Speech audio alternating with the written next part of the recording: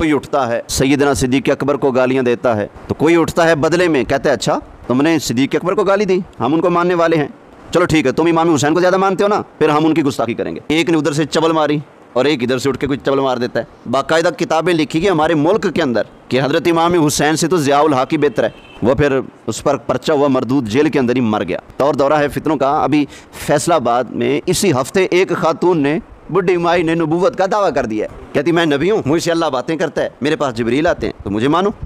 तो ये फितनों का दौर है, हमें सच को समझना है, फितनों से बचना है। अहले सुन्नत है हम यार, अहले सुन्नत हमेशा एतदाल पर चलने वाले रहते हैं। ना हम राफजी होते हैं ना हम खारजी होते हैं। राफजी कौन होता है?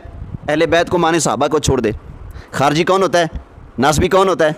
जो सहाबा को माने, अहले बैत को छोड़ दे। एक ने अहले बैत को छोड़ दिया, एक ने सहाबा को छोड़ दिया। सुन्नी वो होता है कहता है भाई चेहरे पर दो आंखें फबती हैं, एक पे हाथ रख लो तो काने बन जाओगे। ऐसे इस्लाम के चेहरे पर भी दो आंखें हैं, एक आंख हमारे नबी के सहाबा हैं और एक आंख हमारे नबी के अहले बैत हैं।